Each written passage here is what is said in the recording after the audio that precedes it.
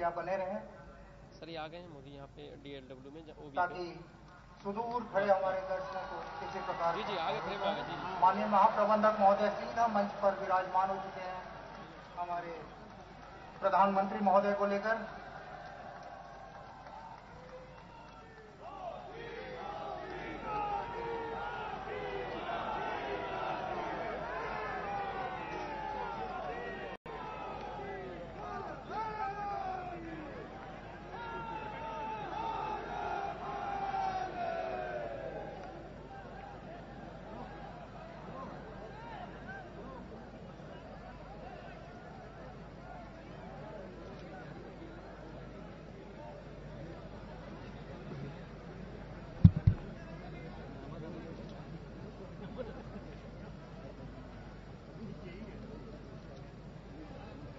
नमस्कार।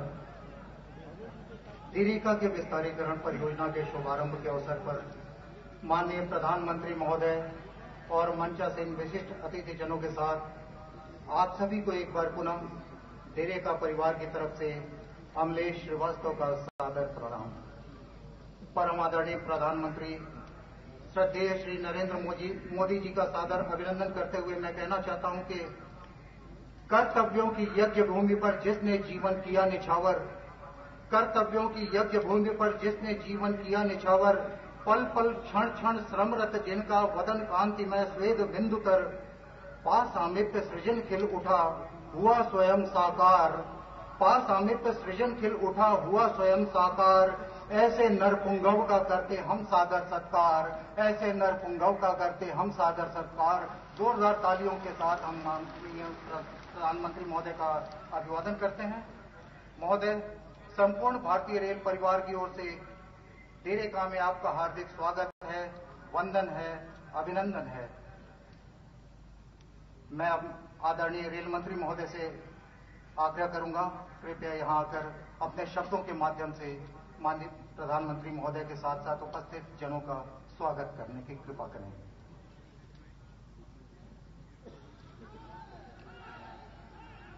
माननीय रेल मंत्री, क्षमा करें, आप लोगों को कोई असुविधा हो तो अपने स्थान पर बैठ जाएं। आदरणीय श्री सुरेश प्रभाकर प्रभु जी, माननीय रेल मंत्री, भारत सरकार। आदरणीय प्रधानमंत्री जी, मंच पर उपस्थित सभी महानुभाव भाई और बहनों,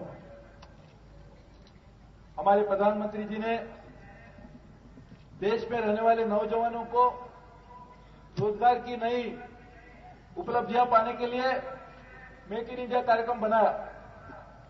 उस कार्यक्रम के अंदर ज्यादा से ज्यादा देश में मैन्युफैक्चरिंग हो, ताकि और बड़े पैमाने पे देश की इकोनॉमी तो बढ़ेगी, लेकिन साथ साथ में देश के गरीबी दूर होने के लिए भी कामयाबी मिलेगी। उसी कार्यक्रम के अंदर आज ये डीजल रेल इंजन कारखाने के विस्तारीकरण परियोजना का शुभारंभ प्रधानमंत्री जी के हाथ में कुछ समय पहले किया गया।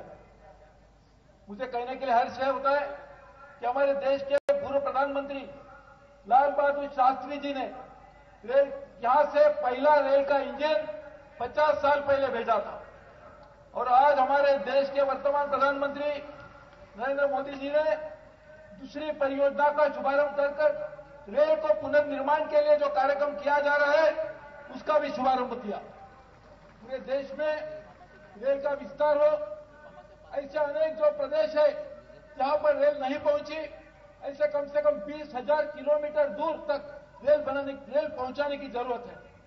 साथ साथ में बहुत सालों से जहां पर रेल का निर्माण किया गया, वहां पर भी आज कम से कम 20,000 से 25,000 किलोमीटर तक दोहरीकरण और तिहरीकरण करने की जरूरत पैदा हो गई है। उसी सभी कार्यक्रम को पूरा करने के लिए देश में ज्यादा रेल में निवेश करने की आवश्यकता है। रेल में निवेश होगा तो ही रेल का विस्तार होगा और यहां काम करने वाले मजदूरों को भी और नई उपलब्धियां प्राप्त होगी। ये करने के लिए प्रधानमंत्री जी ने रेल को ध्यान में रखते हुए पूरी तरह से रेल का पुनर्निर्माण करने का जो वादा किया है, उसी के अनुसार हम काफी कदम उठाए जा रहे हैं। मुझे कहने के लिए खुशी है कि बहुत ही जल्द हम देश के सामने रेल के स्टेशन, रेल की पटरियां, रेल के अलग अलग बिंदुओं, कस्टमर सर्विस के अलग अलग बिंदुओं को ऊपर ध्यान में रखते हुए पूरा एक कार्यक्रम सामने रखेंगे जो हमारे प्रधानमंत्री जी के मार्गदर्शन के अनुसार किया जा रहा है। और मुझे विश्वास है उसके अंत में हम जरूर ये करके दिखाएंगे कि रेल आम जनता के लिए भी है, रेल पूरी तरह से आधुनिक भी है, रेल देश को जोड़ने का भी काम करती है और रेल देश को मजबूत करने का भी काम कर सकती है। और ये करने के लिए आज का दिन मैं मानता हूं शुभ दिन है। हमारे प्रधानमंत्री जी ने 2 देश के महान व्यक्तियों को भारत रत्न के नाम से सम्मानित किया। उसके लिए भी पूरी जनता की तरफ से मैं देश के प्रधानमंत्री जी को धन्यवाद देता हूं और ये चाहता हूं कि रेल से भी सिर्फ देश का ही निर्माण नहीं होगा, तो रेल के कारण जो नई संधियां मिलेगी उसके कारण देश में ऐसे और महामानव निर्माण होंगे। उसके लिए मैं प्रधानमंत्री को विनती करता हूं कि जिस तरह से आज तक आपने रेल के पुनरुत्थान का समर्थन किया है उसी तरह से कर हमारे पूरे लोगों का सपना पूरे करने के लिए रेल को एक मजबूत संगठन बनाए। और उसके लिए आप सबके वजह से तरफ से मैं प्रधानमंत्री को धन्यवाद देता हूं। जय हिंद। बहुत बहुत धन्यवाद महोदय। स्वागत रूपी इन सुवासित पुष्पों के माध्यम से माननीय रेल मंत्री महोदय ने एक ओर जहां में नव उत्साह से भर दिया, वहीं दूसरी ओर संपूर्ण वातावरण में नव चेतना का संचार कर दिया है। अब माननीय प्रधानमंत्री महोदय आदरणीय श्री नरेंद्र मोदी जी डीरेका के विस्तारीकरण परियोजना का शुभारंभ करेंगे। माननीय प्रधानमंत्री महोदय से निवेदन है कि बटन दबाकर शिलापट्ट का अनावरण करते हुए डीरेका के विस्तारीकरण परियोजना का शुभारंभ करने की कृपा करें।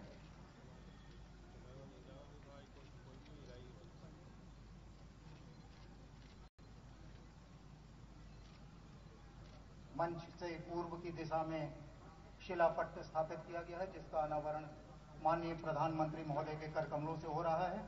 मैं चाहूंगा जोरदार तालियों के साथ इस पल का अभिवादन करें। ये ऐतिहासिक पल है न केवल डीरेका के लिए बल्कि हम सभी के लिए जो इस पल के साक्षी हैं।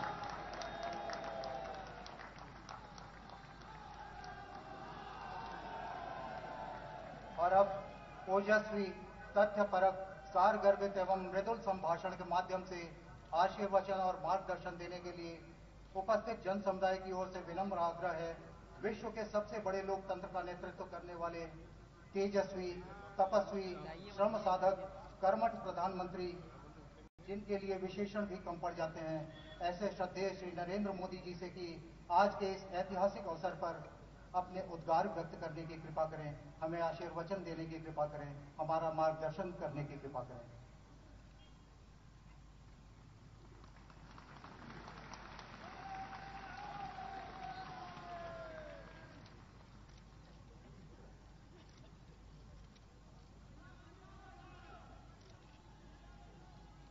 मंच पर विराजमान मंत्री परिषद के मेरे साथी श्रीमान सुरेश प्रभु जी, उत्तर प्रदेश सरकार के स्वास्थ्य मंत्री श्रीमान अहमद हसन जी, रेलवे बोर्ड के चेयरमैन अरुणेंद्र जी, उपस्थित सभी महानुभाव और मेरे परिवार के सभी सदस्य बंधु भगिनीगण, मैंने ये कहा कि मेरे परिवार के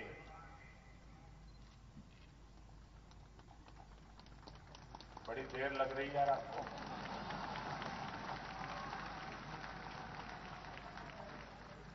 दो कारण से, क्योंकि एक तो मैं बनारस का हो गया हूं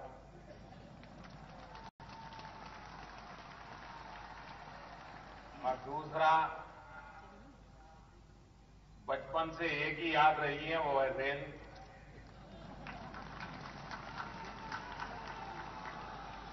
और इसलिए रेल से जुड़ा हर व्यक्ति मेरे परिवार का सदस्य है और इस अर्थ में मैं परिवारजनों के बीच आज आया हूं और मुझे खुशी है कि आज यहां दो महत्वपूर्ण प्रकल्प, एक तो 4,500 हॉर्स पावर कैपेसिटी का डीजल इंजन राष्ट्र को समर्पित हो रहा है और ये हमारी कैपेबिलिटी है।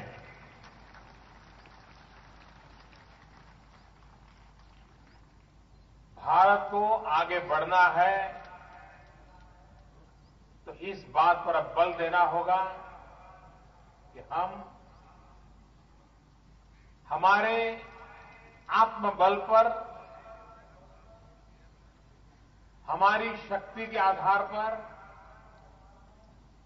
हमारी आवश्यकताओं की पूर्ति करने का काम करें।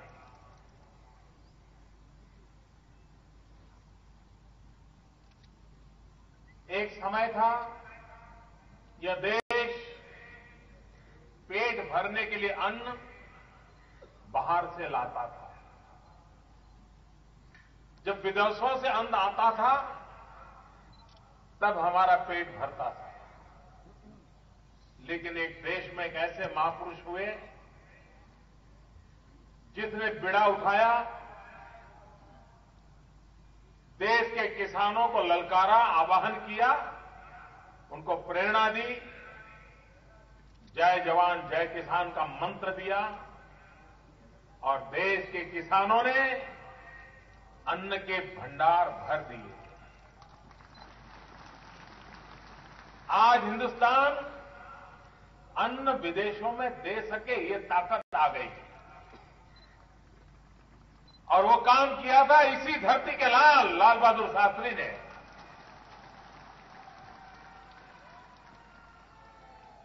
अगर हमारे किसान देश को आत्मनिर्भर बना सकते हैं, अन्न के भंडार भर सकते हैं, तो देश की उस ताकत को पहचान करके हमने देश की युवा शक्ति को आह्वान किया है, मेक इन इंडिया।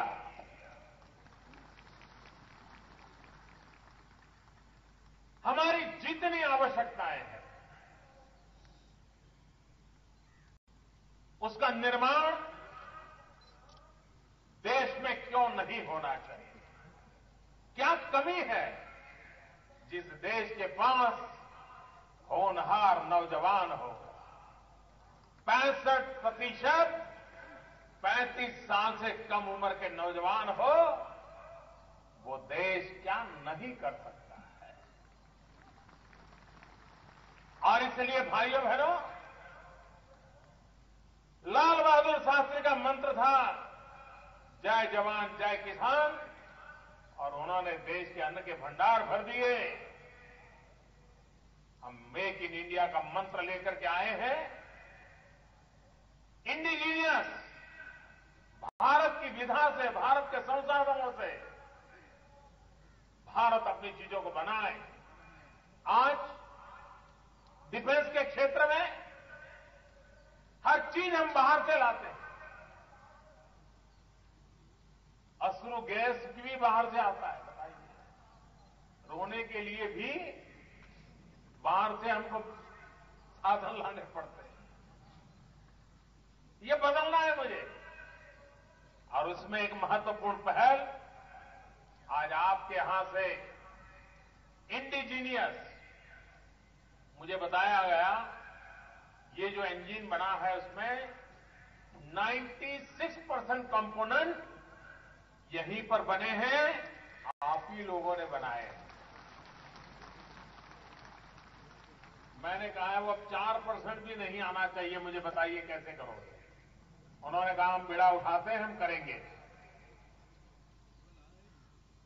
डिफेंस, सब चीजें हम बाहर से ला रहे हैं, मोबाइल फोन बाहर से ला रहे हैं, बताइए। हमारे देश में हमें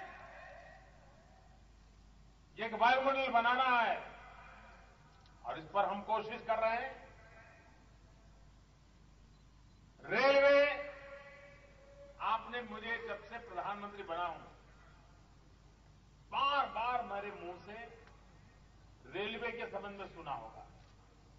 घूम फिर करके कहीं पर भी भाषण करता हूं तो रेलवे तो आ ही जाती है। एक तो बचपन से आदत है और दूसरा मेरा स्पष्ट मानना है, भारत में रेलवे देश को आगे ले जाने की इतनी बड़ी ताकत रखती है, लेकिन हमने उसकी उपेक्षा की है। मेरे लिए रेलवे एक बहुत बड़ी प्राथमिकता है।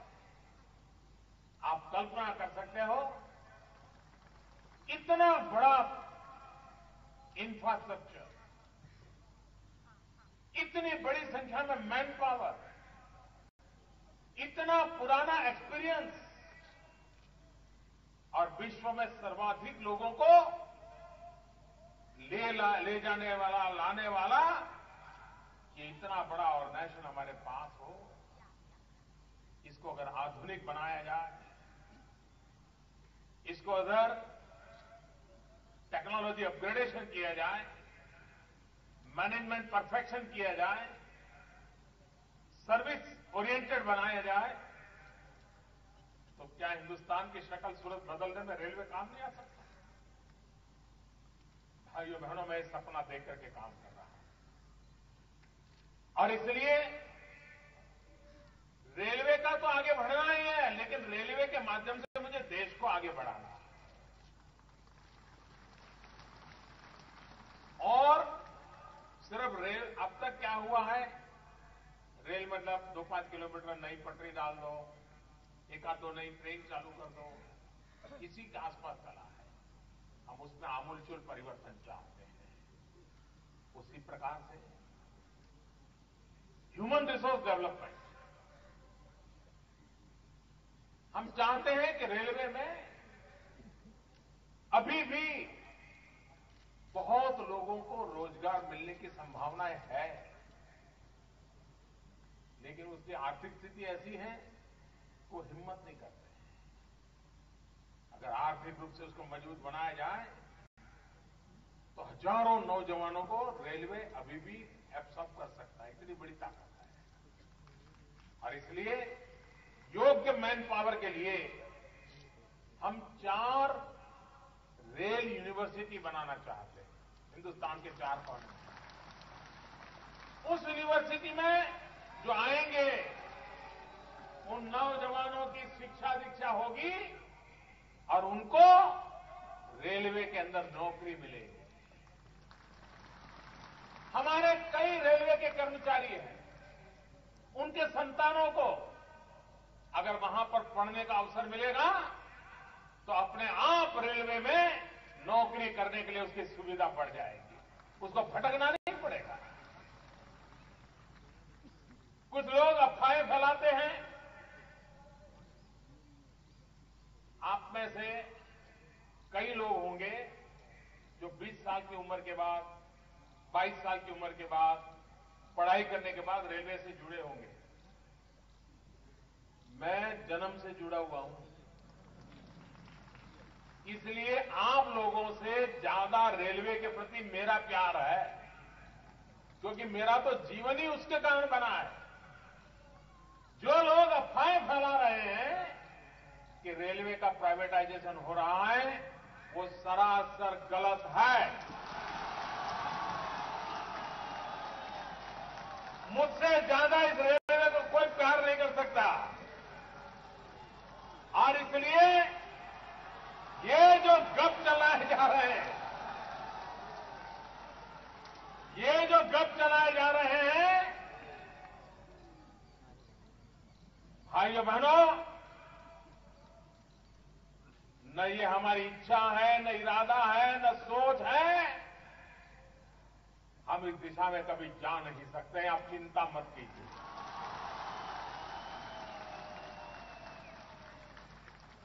हम क्या चाहते हैं? आज देश के गरीबों के लिए जो पैसा काम आना चाहिए, स्कूल बनाने के लिए, अस्पताल बनाने के लिए, रोड बनाने के लिए, गांव के अंदर गरीब आदमी की सुविधा के लिए, उन सरकारी खजाने के पैसे हर साल रेलवे में डालने पड़ते हैं। क्यों? रेलवे को जिंदा रखने के लिए। हम कितने साल तक हिंदुस्तान के गरीबों की तिजोरी से पैसे रेल में डालते रहेंगे? और अगर कहीं और से पैसा मिलता है तो समझदारी इसमें है कि गरीबों के पैसे रेल में के डालने के बजाय जो धन्ना सेठ हैं उनके पैसे रेल में डालने चाहिए। और इसलिए कम ब्याज से आज दुनिया में पैसे मिलते हैं, हम उन पैसों को रेलवे के विकास के लिए लगाना चाहते हैं, जिसके कारण आप जो रेलवे में काम कर रहे हैं उनका भी भला होगा और हिंदुस्तान का भी भला होगा। रेलवे का प्राइवेटाइजेशन नहीं होने वाला है। अब मुझे बताइए, ये यूनियन वालों को मैं पूछना चाहता हूं, ये रुपया रेलवे में आए, डॉलर आए, पाउंड आए, अरे आपका क्या फर्क पड़ता है भाई? आपको तो पैसा आ रहा है। दूसरी बात, रेलवे के स्टेशन जितने हैं हमारे, अब मुझे बताइए, मुझे रेलवे यूनिवर्सिटी बनानी है। अगर रेलवे यूनिवर्सिटी में मुझे जापान से मदद मिलती है, चाइना से मदद मिलती है, टेक्नोलॉजी की मदद मिलती है, एक्सपर्टाइज की मदद मिलती है, तो लेनी चाहिए कि नहीं लेनी चाहिए? जरा बताइए, सच्चा बोले, दिल से बोलिए, लेनी चाहिए नहीं लेनी चाहिए? यही काम ये सरकार करना चाहती है भाइयों। और इतना ही नहीं, इतना ही नहीं, आज हम देखें हमारे रेलवे स्टेशन कैसे हैं। रेलवे स्टेशन पर रेलवे में 12-12 घंटे प्लेटफॉर्म पर काम करने वाले रेलवे के कर्मचारी को बैठने के लिए जगह नहीं होती। ये सच्चाई है कि नहीं है? उसको बेचारे को बैठ करके खाना खाना हो, उसके लिए जगह नहीं है। क्या हमारे रेलवे स्टेशन सुविधा वाले होने चाहिए कि नहीं होने चाहिए? रेलवे पर आने वाले लोगों को सुविधा मिलनी चाहिए कि नहीं मिलनी चाहिए? मैंने एक सर्वे किया कि बनारस स्टेशन पे जितने पैसेंजर आते हैं उनको बैठने के लिए सीट है क्या? और मैं हैरान हो गया कि बहुत कम सीट है। ज्यादातर बेचारे बूढ़े पैसेंजर भी घंटों तक रेलवे के इंतजार में खड़े रहते हैं। क्या उनको बैठने की सुविधा मिलनी चाहिए कि नहीं मिलनी चाहिए? मैंने क्या किया, मेरे एमपी लेड का जो फंड था, मैंने रेलवे वालों को कहा कि आप सबसे ज्यादा जितनी बेंच लगा सकते हो प्लेटफॉर्म पर लगाओ, ताकि यहां गरीब से गरीब व्यक्ति को रेलवे के इंतजार में बैठा है तो उसको बैठने की जगह मिले। और मैंने सभी एमपी को कहा, हिंदुस्तान भर में सभी रेलवे स्टेशन पर वो अपने एमपी लेड फंड में से पैसे लगा करके वहां पर बेंचेज डलवाएं, ताकि रेलवे स्टेशन पर आने वाले पैसेंजर की सुविधा बढ़े। मुझे बताइए, ये सुविधा बढ़ेगी तो आशीर्वाद आपको मिलेगा कि नहीं मिलेगा? सीधी सीधी बात है, सब आपके फायदे के लिए हो रहा है भाई। आप मुझे बताइए, आज रेलवे स्टेशन जो है बड़े बड़े हार्ट ऑफ द सिटी हैं, 2-2, 4-4 किलोमीटर लंबे स्टेशन है। नीचे तो आपकी मालिकी मुझे मंजूर है, लेकिन रेलवे में आसमान में कोई इमारत बना देता है और रेलवे के खजाने में 1000 करोड़ 2000 करोड़ आ जाते हैं, तो रेलवे मजबूत बनेगी कि नहीं बनेगी? वो प्लेटफॉर्म के ऊपर हवा में आकाश में अपनी इमारत बनाता है, रेलवे के फायदे में जाएगी कि नहीं जाएगी? मालिकी रेलवे की रहेगी कि नहीं रहेगी? रेलवे के कर्मचारियों का भला होगा कि नहीं होगा? हम जो विकास की दिशा लेकर के चल रहे हैं, ये चल रहे हैं प्राइवेटाइजेशन की हमारी दिशा नहीं है। हमें दुनिया भर का धन लाना है, रेलवे में लगाना है, रेलवे को बढ़ाना है, रेलवे को आगे ले जाना है और रेल के माध्यम से देश को आगे ले जाना है। हमारे देश में रेलवे को सिर्फ यातायात का साधन माना गया था। हम रेलवे को देश के आर्थिक विकास की रीढ़ की हड्डी के रूप में देखना चाहते हैं, आर्थिक विकास की रीढ़ की हड्डी के रूप में देखना चाहते हैं। और इसलिए मेरे भाइयों बहनों, मैं देश भर के रेल कर्मचारियों को आज आग्रह करता हूं, आइए, हिंदुस्तान में सबसे उत्तम सेवा कहां की, तो रेलवे की। ये सपने को हम साकार करें। इन दिनों जो स्वच्छता का अभियान चलाया है, कभी कभी कभार ट्विटर पर खबरें सुनने को मिलती है, लोग बताते कि साहब मैं पहले भी रेलवे में जाता था, अब भी जाता हूं, लेकिन अब जरा डिब्बे साफ सुथरे नजर आते हैं, सफाई दिखती है। देखिए लोगों को कितना संतोष मिलता है, आशीर्वाद मिलता है। और ये कोई उपकार नहीं है, हमारी जिम्मेवारी का हिस्सा है। It's a part of our duty. धीरे धीरे उस दिशा में हम आगे बढ़ रहे हैं। हमारा पूरा रेलवे व्यवस्था तंत्र साफ सुथरा क्यों ना हो, उसका सबसे ज्यादा लाभ गरीब लोगों को कैसे मिले। मैं तो देख रहा हूं रेलवे इंफ्रास्ट्रक्चर का उपयोग देश के विकास में इतना हो सकता है जिसकी किसी ने कल्पना नहीं की। हमारे यहां देश में पोस्ट ऑफिस का नेटवर्क और रेलवे का नेटवर्क, इन दोनों को अगर बुद्धिपूर्वक उपयोग किया जाए तो हमारे देश के ग्रामीण विकास की वो धरोहर बन सकते हैं। मैं उदाहरण देता हूं, रेलवे के पास बिजली होती है, कहीं पर भी जाइए रेलवे पास बिजली कनेक्शन है, हिंदुस्तान के हर जगह। रेलवे के पास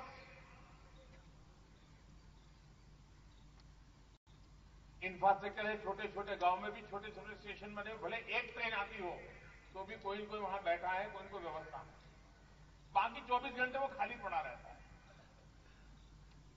उसी प्रकार से पोस्ट ऑफिस गांव गांव तक उसका नेटवर्क है, लेकिन वो पुराने जमाने की चल रही है, उसमें बदलाव लाने, मैंने तय किया मैं बदलाव लाने वाला हूं। अब मुझे बताइए, जो गांव के अंदर रेलवे के स्टेशन है जहां पर दिन में मुश्किल से एक ट्रेन आती है, मेरे हिसाब से हजारों की तादाद में ऐसी जगह है जहां बिजली हो, जहां इंफ्रास्ट्रक्चर हो, वहीं पर मानो एक दो कमरे और बना दिए जाए और उन कमरों में स्किल डेवलपमेंट के क्लासेस शुरू किए जाए। क्योंकि स्किल डेवलपमेंट करना है तो मशीन टूल चाहिए, मशीन टूल के लिए बिजली चाहिए। बिजली गांव में नहीं है लेकिन रेलवे के पास है। गांव के बच्चे डेली रेलवे स्टेशन आएंगे, रेलवे स्टेशन पर जो 2 कमरे बने होंगे उन 2 कमरों में टूल लगे होंगे, टर्नर फिटर के कोर्सेज चलेंगे। एक साथ हिंदुस्तान में एक्स्ट्रा पैसे खर्च किए बिना रेलवे की मदद से हजारों की तादाद में स्किल डेवलपमेंट सेंटर खड़े हो सकते हैं कि नहीं हो सकते। मेरे भाइयों बहनों, बस थोड़ा इसका उपयोग करने की जरूरत है। आप देखिए चीजें बदलने वाली है। मैं रेलवे के मित्रों से कहने वाला हूं कि ऐसे स्टेशन आइडेंटिफाई कीजिए जहां पर बिजली की सुविधा है, वहां पर सरकार 2-3 कमरे और बना दे सरकार के खर्चे से, और वहां पर उस इलाके के जो 500,000 बच्चे हो उनको स्किल डेवलपमेंट के लिए वो इंस्टीट्यूट चले, ट्रेन का काम करें, इंस्टीट्यूशन का काम करें, रेलवे को इनकम हो जाए, गांव के बच्चों का स्किल डेवलपमेंट हो जाए। एक साथ अनेक व्यवस्थाएं हम विकसित कर सकते हैं और उस दिशा में हम आगे बढ़ना चाहते हैं।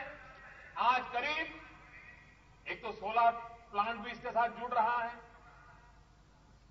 आधुनिक लोको शेड का एक्सपांशन हो रहा है। करीब 300 करोड़ रुपए जब पूरा होगा, करीब 300 करोड़ रुपए की लागत से यहां एक्सपांशन होने के कारण इस क्षेत्र के अनेक नौजवानों को रोजगार की नई संभावनाएं बढ़ने वाली हैं। मैं फिर एक बार रेल विभाग को बहुत बहुत शुभकामनाएं देता हूं। श्रीमान सुरेश प्रभु जी के नेतृत्व में बहुत तेज गति से रेल का विकास होगा। आजादी के बाद जितना विकास हुआ है उससे ज्यादा विकास मुझे आने वाले दिनों में करना है। मेरे रेल में बैठे हुए मेरे सब साथियों का मुझे, और मैं आप मेरे परिवारजन हैं और इसलिए मेरा आप पर हक बनता है रेलवे वालों पर मेरा सबसे ज्यादा हक बनता है कि हम सब मिलकर के रेल को एक बहुत बड़ा सेवा का माध्यम बनाएं, सुविधा का माध्यम बनाएं और राष्ट्र को आर्थिक गति को तेज बनाने का एक माध्यम बना दे। उस विश्वास के साथ आगे बढ़े, इसी एक अपेक्षा के साथ आप सबको बहुत बहुत शुभकामनाएं। धन्यवाद। माननीय प्रधानमंत्री महोदय के बहुमूल्य और अतुलनीय विचारों को आपने सुना। हमने अपने मानस पटल पर अंकित किया और प्रेस और मीडिया के बंधुओं ने उसे चित्रित किया। अब मैं निवेदन करता हूं अध्यक्ष रेलवे बोर्ड श्री अरुणेंद्र कुमार जी से कि आयोजन की सुखद स्मृतियों को संजोए रखने के लिए माननीय प्रधानमंत्री महोदय को स्मृति चिन्ह भेंट करें। यह उसी रेल इंजन का प्रतीकात्मक मॉडल है जिसे माननीय प्रधानमंत्री महोदय ने आज यहां आने से पूर्व कारखाने में जाकर लोकार्पण किया। और आगे आगे